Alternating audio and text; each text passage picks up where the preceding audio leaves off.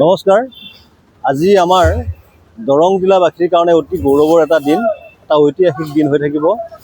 অসমৰ জাতীয় জীৱনৰ মহত্তম এটি অনুষ্ঠান, অসম সাহিত্য সভাৰ এটা অন্যতম শ্ৰেষ্ঠ জিলা দৰং জিলা সাহিত্য সভা।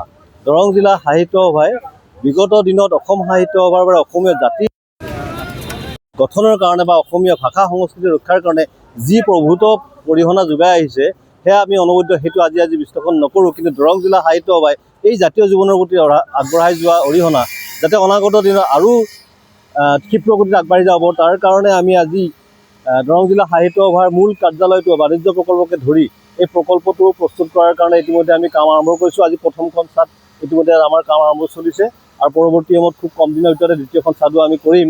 আৰু এই ধৰণে আমি আমাৰ জিলাখনৰ জাতীয় জীৱনৰ কাৰণে আগবঢ়াই লৈ যোৱাৰ কাৰণে চেষ্টা কৰিছোঁ। আটাইতকৈ ডাঙৰ খবৰটো হ'ল এইটো যে অসম সাহিত্য সভাৰ 2029 চনত হ'বলগীয়া পূৰ্ণাংগ অধিৱেশনৰ কাৰণে আমি ইতিমধ্যে দাবী জনাই আছোঁ আৰু কেন্দ্ৰীয় সমিতিৰ ফালৰ পৰা আমাক এটা ঐতিহাসিক সঁহাৰি জনাইছে। হয়তো আমি এইখন অনুষ্ঠিত কৰিব পাৰিম আৰু তাৰ আগতেই আমি গোটেই প্ৰকল্পটো সম্পূৰ্ণ কৰি উঠাৰ কাৰণে আমি সংকল্পবদ্ধ আৰু ৰাইজৰ আমি সহযোগিতা বিচাৰিছোঁ।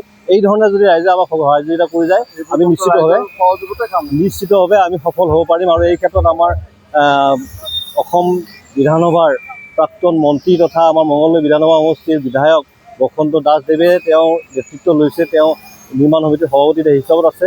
এগৰাকী বিশিষ্ট সমাজকৰ্মী উদ্যোগপতি মাননীয় ৰাজীৱ কুমাৰ ডেকা, আমি মিণ্টুদা বুলি মাতোঁ, তেখেতে সম্পাদকৰ দায়িত্ব লৈছে আৰু আমিবিলাকে তেওঁলোকক যেনেকৈ পাৰি সমৰ্থন কৰি আগবঢ়াই গৈ আছোঁ।